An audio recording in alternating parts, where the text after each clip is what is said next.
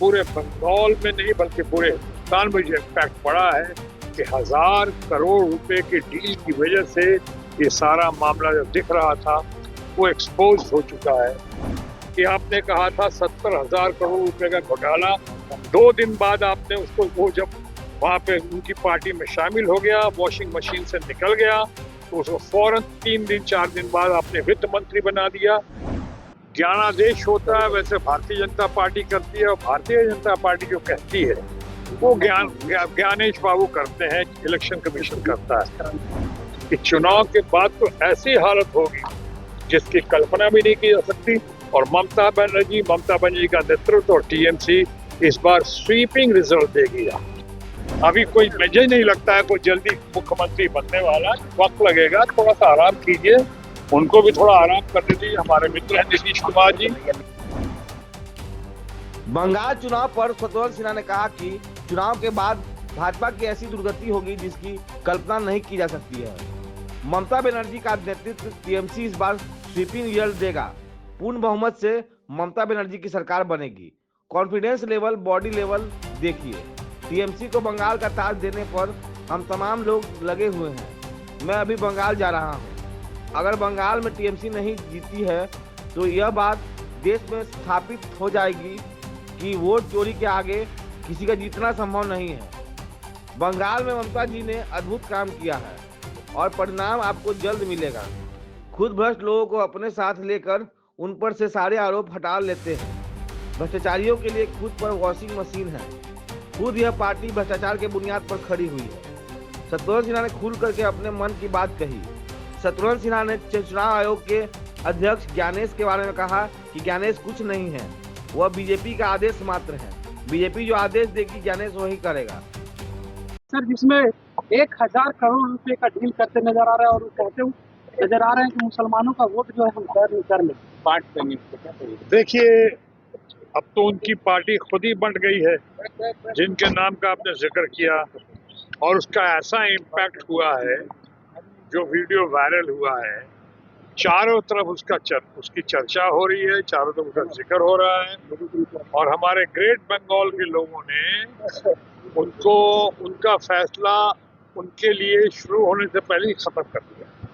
तो अब इसकी बात ना करें। वायरल जो हुआ है वीडियो, लोग कहते हैं उसमें बहुत सच्चाई है। अमित शाह ने कहा है सर कि घुसपैठियों की मदद से घुसपैठियों की सरकार बनाना चाहती है ममता। पहली बात तो जैसे ज्ञानादेश होता है वैसे भारतीय जनता पार्टी करती है, और भारतीय जनता पार्टी जो कहती है वो ज्ञानेश बाबू करते हैं, इलेक्शन कमीशन करता है। घुसपैठियों का इतना जिक्र आपके जरिए भी सुन रहा हूं, हम लोग इतना सुन रहे हैं, आप खुद ही बता दें। 4 घुसपैठियों का नाम बताया। पहले घुसपैठियों का हल्ला शोर मचा रहे थे दिल्ली में, फिर मचा रहे थे झारखंड में कुछ हद तक, उसके बाद मचा रहे थे आपको अपने हमारे बिहार में, बिहार के बाद अब बंगाल में। अभी तक जो उनके पालतू लोग हैं या जो फालतू लोग हैं, जिनमें कोई दम नहीं है, वो अपनी हरकतों से अपने मालिक को हिज मास्टर्स वॉइस बनकर खुश करने की कोशिश कर रही है। जैसा इलेक्शन कमीशन वो जान के इस बातों का प्रचार कर रही है, लेकिन कोई उसका रास्ता निकाल नहीं रही, किसी को बता नहीं पा रही है कौन खुशी है। घुसपैठियों का मामला जो है, ये जो बार बार उठाते हैं, ये हमारे भारतीय जनता पार्टी के दोस्तों का एक डेस्परेशन है, एक फ्रस्ट्रेशन है। बंगाल में इनकी नाव आकर रुकी दिख रही है। ऐसा नहीं कि बाकी जगह बिहार हो कि हरियाणा हो कि महाराष्ट्र और हरियाणा में 22,000 वोटों का फर्क पड़ा। हरियाणा हो कि महाराष्ट्र हो, ये वोट चोरी का मामला लोगों के जहन में छा गया है। ये सवाल खड़ा हो गया है। अब उनको लगता है बंगाल किसी तरह अगर हम नहीं जीते, जो नहीं जीतेंगे, भारतीय जनता पार्टी नहीं जीतेगी, ममता बनर्जी और टीएमसी की जीत निश्चित है, जिसे सुनिश्चित करने के लिए अभी हम प्रस्थान कर रहे हैं बंगाल की ओर। मैं आपको दावे के साथ कह सकता हूँ, हालांकि बहुत विनम्रता पूर्वक, ये चाल वहां नहीं चलेगी। उनको लगता है बंगाल में अगर नहीं जीते तो सारा मटिया मेड हो जाएगा। पूरे हिंदुस्तान में लोगों का मानना होगा कि यकीनन वोट चोरी या अलग हथकंडों से चुनाव जीता गया, या चुनाव की जो जीत हुई वो ज्ञानादेश की वजह से हुई, ज्ञानेश बाबू की वजह से हुई। ये पूरा एक बार हो जाएगा साबित। इसलिए इस बार बहुत डेस्परेशन फ्रस्ट्रेशन है कि कुछ भी करो, बाय हुक और बाय क्रुक बंगाल को जीते, चाहे SIR का पचड़ा हो या वहाँ पे जिस तरह की तुष्टीकरण और क्या क्या बातें करके उसका लफड़ा हो।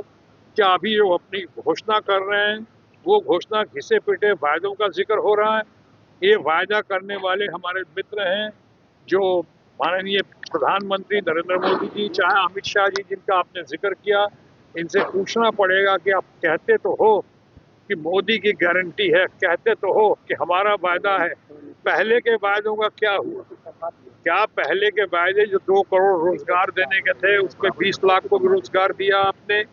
क्या पहले का वायदा जो था 15-15 लाख देने का, अगर उसको छोड़ भी दें, वो भूल भी जाए जुमले को, तो किसानों की आमदनी डबल करने का था, वो पूरा किया। बंगाल का आपने डेवलपमेंट का, गरीबों का, मनरेगा का करीब करीब 2 लाख करोड़ रुपया रखा हुआ है। क्या वो वायदा आपने पूरा किया? आपने कहा था चुनाव के पहले हो जाएगा, पार्लियामेंट में कहा, वो पूरा नहीं किया। तो अभी जो है ये खाली घड़ा, ये हमारा भारतीय जनता पार्टी के मित्रों के जरिए अभी कह रहे हैं कि खाली घड़ा बजाने, अभी कह रहे हैं कि हम एक भ्रष्टाचारियों को जेल के सलाखों के पीछे भेजेंगे।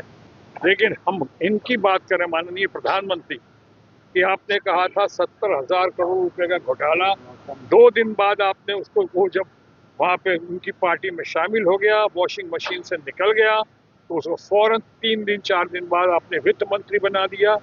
आप समझ गए मैं कहाँ की बात कर रहा हूँ, महाराष्ट्र की बात कर रहा हूँ।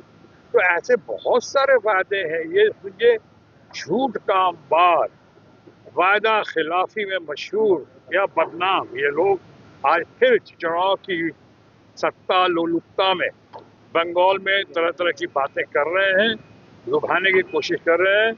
लेकिन ये सब चाल चोलबे ना, इस बार ऐसा नहीं होगा, ये संभव नहीं है।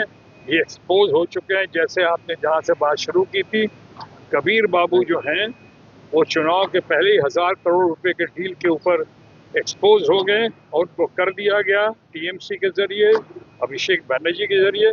चुनाव के पहले ही उनकी जो हालत होगी कि चुनाव के बाद तो ऐसी हालत होगी जिसकी कल्पना भी नहीं की जा सकती।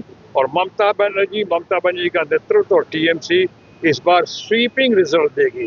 ठीक है, अमित शाह ने बात कहा था कि सरकार अगर बनेगी, ये सब काम मेरा नहीं है। मैं तो क्या स्वीपिंग रिजल्ट मतलब बहुमत से, बहुत अच्छे तरीके। आप कॉन्फिडेंस लेवल, बॉडी लैंग्वेज देखिए, आप TMC का, ममता जी का, अभिषेक बनर्जी का, हम तमाम लोगों का जिस तरह से आपसे बात कर रहे हैं बगैर तनाव के, इतने कॉन्फिडेंस से, इतने रिलैक्स होकर बात कर रहे हैं आप लोगों से हम लोग, तो इससे आप समझ जाइए कि हमारे अंदर आत्मविश्वास भी है और हमारे ऊपर हमने जो काम किया है बंगाल में, या हमने तृणमूल कांग्रेस ने ममता जी का जो नाम हुआ है वो बहुत ही अद्भुत है और परिणाम आपको जल्द मिले। बिहार का CM कौन बनेगा, इस पर सांसद शत्रुघ्न सिन्हा ने कहा कि अभी बिहार में कोई मुख्यमंत्री जल्दी बनने वाला नहीं, वक्त लगेगा।